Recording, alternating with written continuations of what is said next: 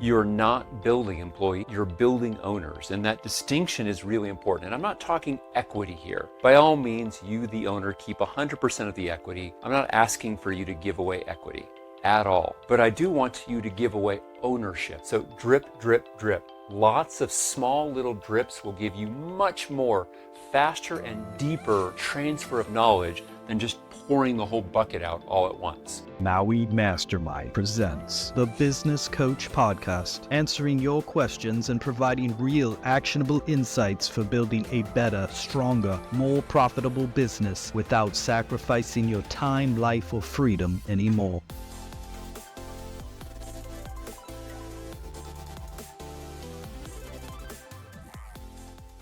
Hello and welcome to another edition of The Business Coach. I'm your host, David Finkel. In this week's podcast, I want to talk with you about something that is incredibly important.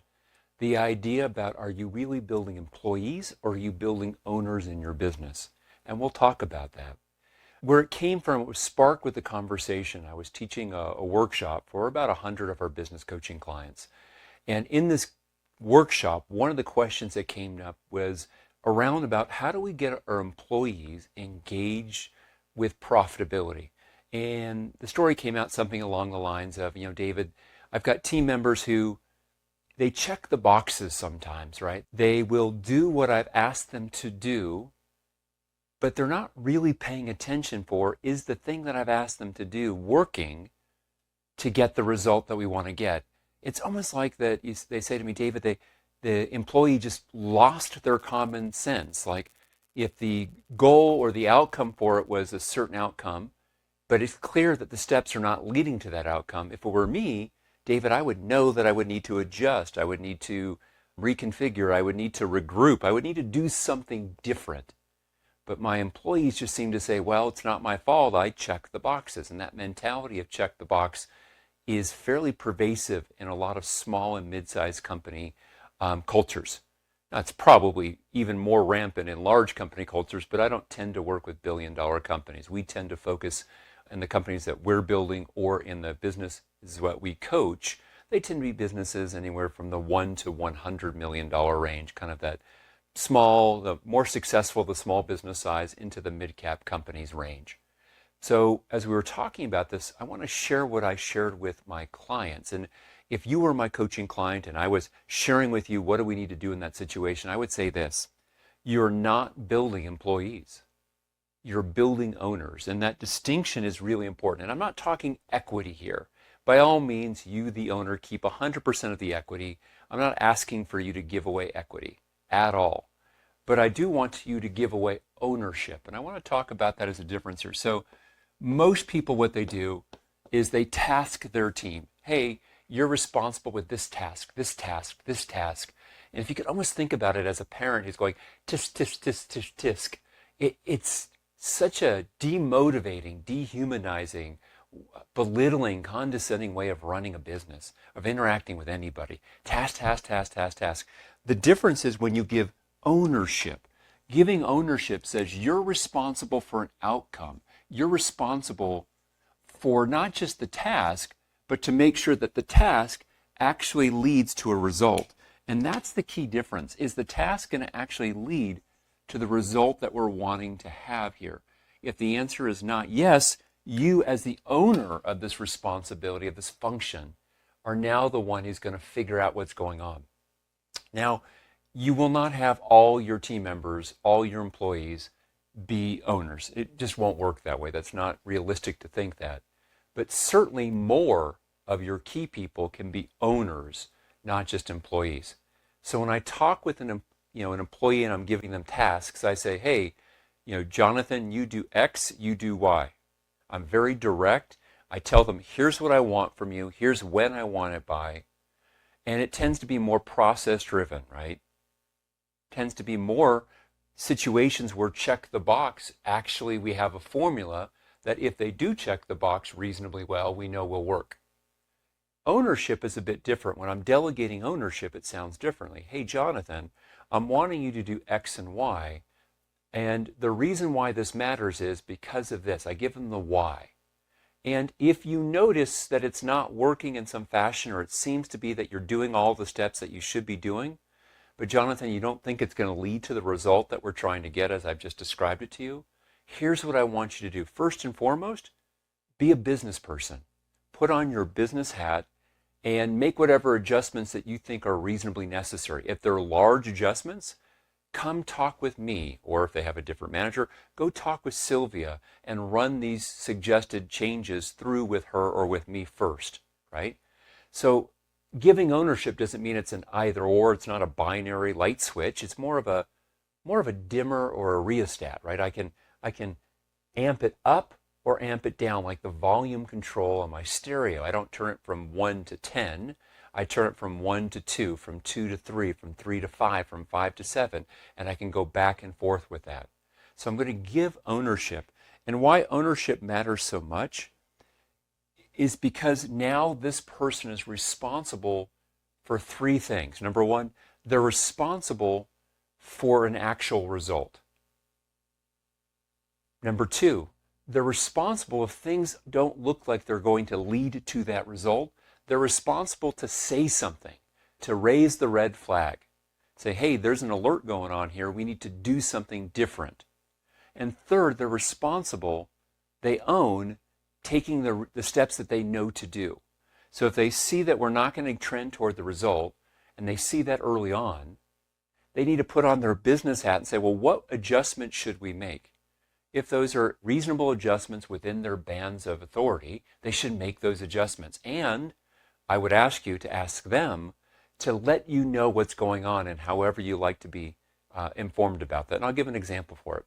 So one of the clients that we coach, they're a $120 million a year medical corporation, and they're trying to get some improvements going with their EMR. It's a fancy term. It stands for electronic medical records.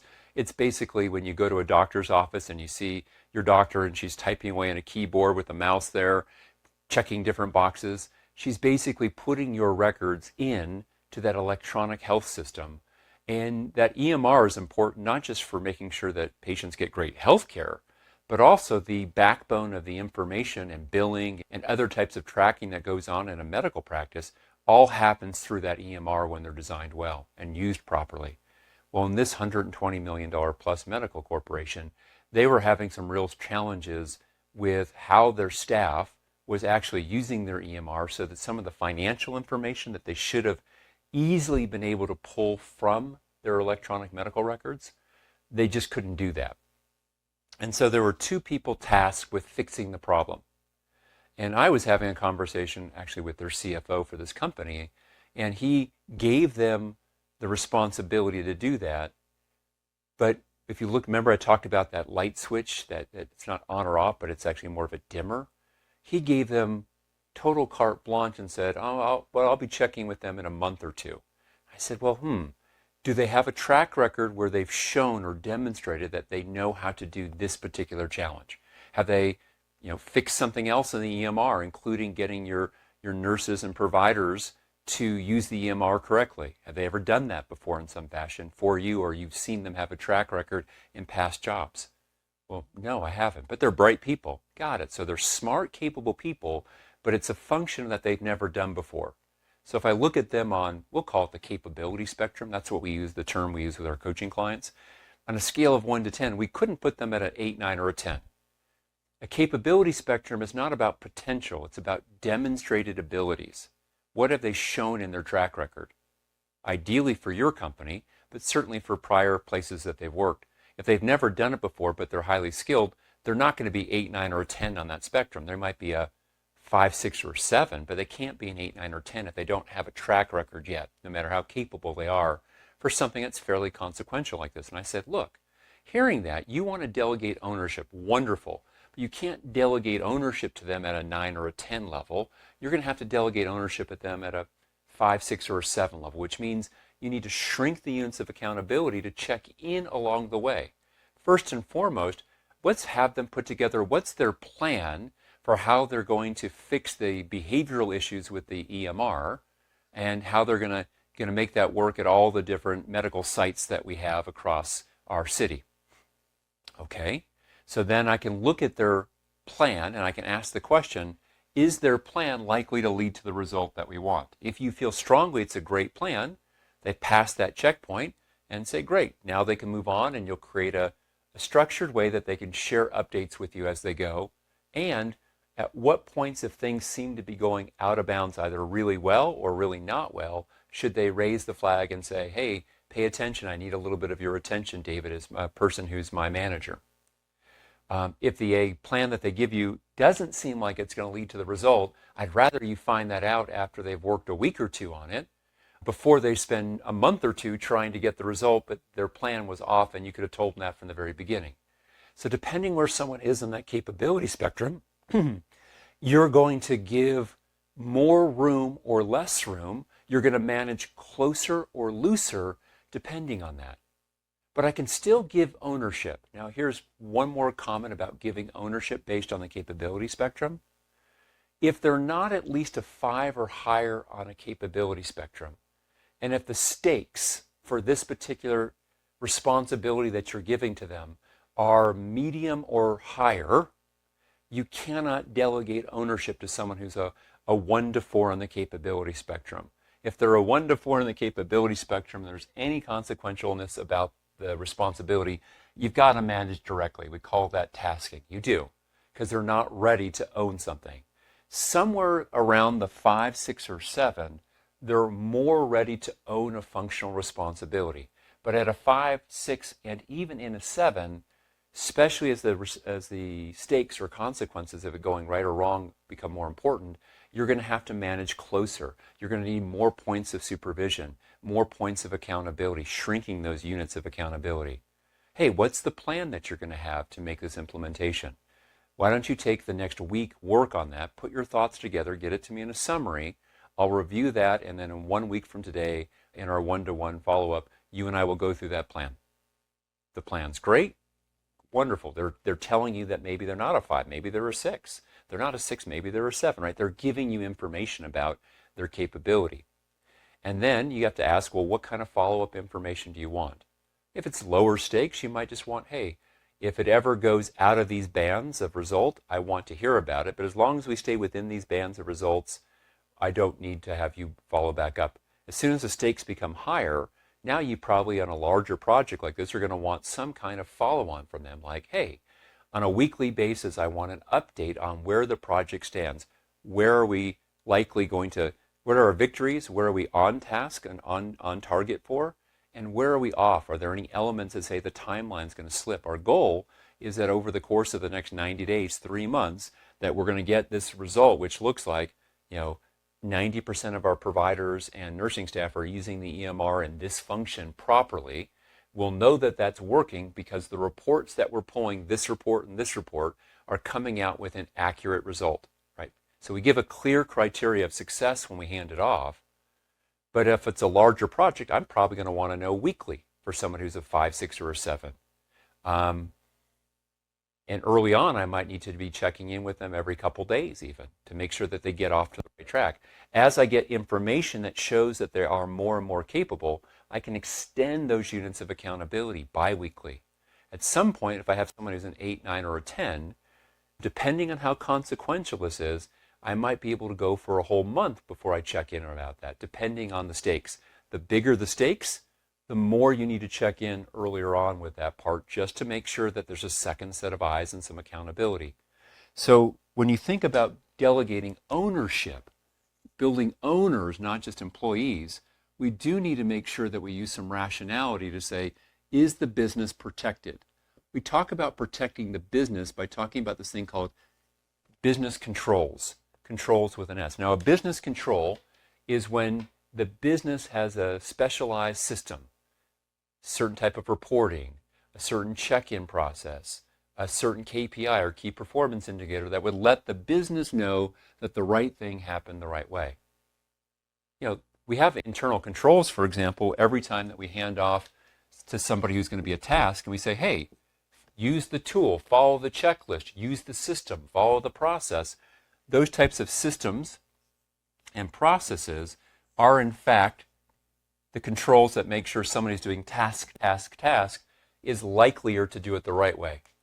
When Judy is responsible for onboarding every new client in your firm, as long as Judy follows the system for how to onboard, using the checklist for how to onboard, the chances of her doing it well, assuming she's been reasonably well trained on it, go up, right? So your system or your process is a type of, a control is a type of way, a system or process to help a task work. But it can also be a visual control, like a scoreboard, and it can be a structural control, like checking in with someone in some predefined way. All right. So when we do this, now we can build employees into owners because we have the business protected. The number one complaint I hear about this is saying, someone says, David, I've tried this before, and all it did was lead to massive pain. I tried this before. Hey, I handed off to somebody ownership of a function, and then 6 months later, I went in there and I saw that they hadn't done a darn thing. Everything went to heck. And they've overlearned the lesson. Matter of fact, they've learned the wrong lesson. What they learned was you can't trust people, right? You've got to task them. You've got to really keep a close grip on control. When the lesson, what I would have hoped they would have learned, was perhaps I need to learn how to delegate ownership better.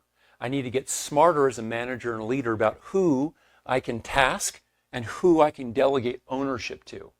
And over time, more and more of the people that I delegate tasks to, can I get them, more and more of them, more and more of them, more and more of them, to be owners of a functional responsibility. And this is a big deal. You know, a lot of our clients use remote team members overseas to control costs. And I'm thinking about one of the people that I work with, and they've got probably 6 or 7 of their team members are overseas. And I remember hearing how they were talking about how they use these people. And it was like completely task. They didn't see the ability and capability these people had. And so we looked at it, and there were 2 of these 7 people who were really capable, and they started giving ownership of small, functional, ongoing, repetitive responsibilities to get a certain result. They had good experiences. They had some missteps they had to learn from and regroup. And then they started doing it. Today, 4 of those 7 aren't just quote-unquote employees tasking, but they're now owners of a functional responsibility. When you do that, you expand the number of people who consistently put on their business hat to run a part of your business, to get you a result. It's a very different way of thinking about your team members, not just as people who can do specific, discrete tasks, but as owners who really can have a ownership of an ongoing responsibility, including if things aren't going right. So we've talked in there about controls as a way to protect the business. I'm not saying you just abdicate, right? I gave the example of that CFO of that medical corporation who was going to just hand it off and abdicate, even though the people on that capability spectrum have not really demonstrated a track record for doing that particular function, and the consequences of that were pretty big.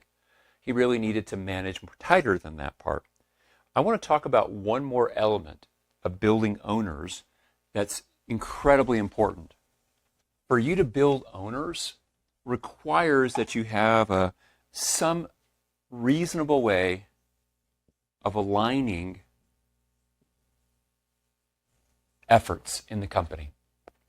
So somehow, when I'm delegating ownership, I've got to make it clear to whoever I'm handing this to. For Joe, here's what you're doing. Here's the result that you're getting. Here's what you're doing if things are going as well.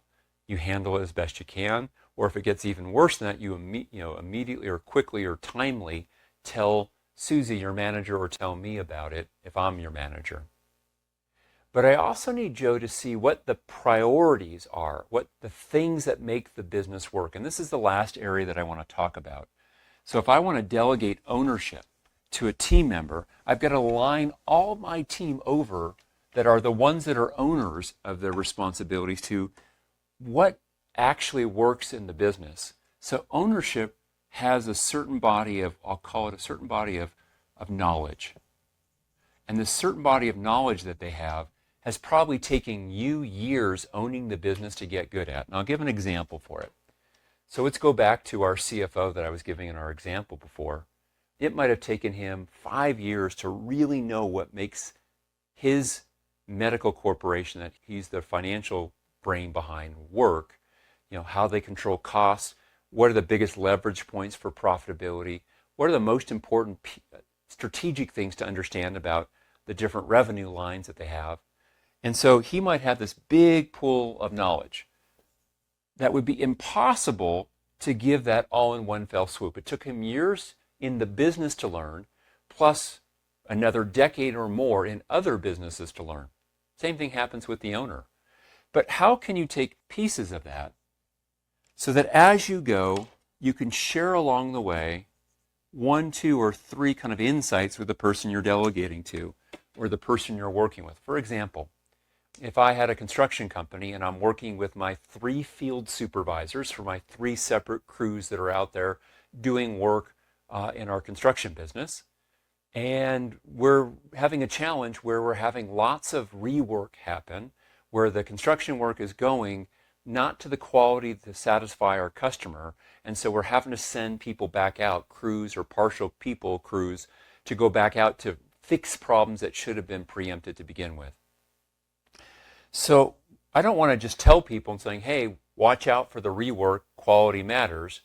Instead, I want to go more than that. I might have learned this body of knowledge about what causes that to be the case.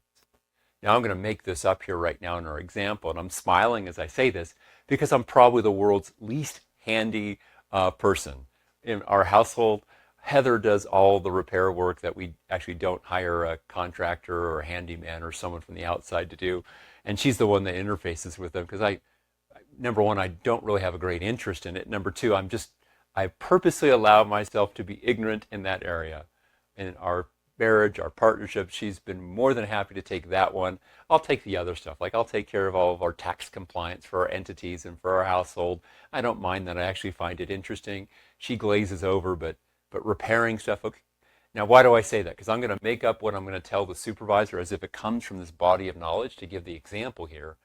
But I might be saying something that any of you that are knowledgeable about the trades or construction will make you laugh and want to pat me on the head as, oh, what a nice little boy. So with that said, I might say to my 3 field supervisors, hey, rework right now is killing us. As we look at this right now, our monthly volume typically is, make up some numbers here, normally we're doing $400,000 worth of work each month with our crews. And rework is costing us, round numbers, it's costing us anywhere from $12,000 to $30,000 per month. That's almost 4 to 8% of revenue getting cost by having to go back and fix these problems. My experience when I was doing the field supervision was that there was 2 really important things that caused it that we need to look at. Number 1 was this. Number 2 was this. So I want you this week to pay close attention to it. Next week when we get together to meet as field supervisors, I want to ask you, what was your biggest victory you feel about reducing the need for rework, and what's still the biggest challenge point that you're dealing with? Notice what I just did there. I started to, in a slow way, drip, drip, drip some of the knowledge that has taken me a career in my business to accumulate with the people that are owning that responsibility, field supervision, right?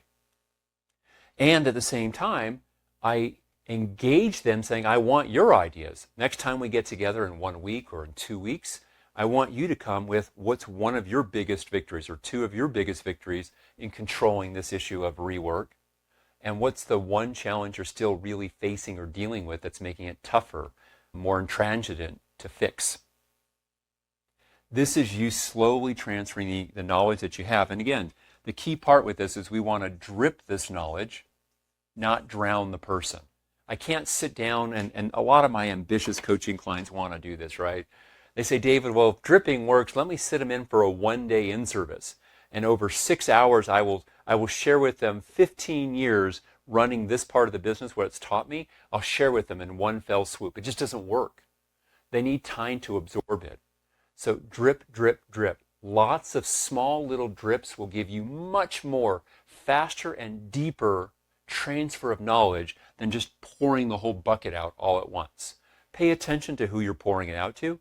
You might have some team members who can handle 2 drips, 3 drips, and others 1 drip with lots of space in between. The more they're capable or able to absorb input and to to take that input and have it show up in their performance, the more capability they're showing you to go further in the company. I mean, it really is a factor. They're showing you that they're capable of learning at a faster pace.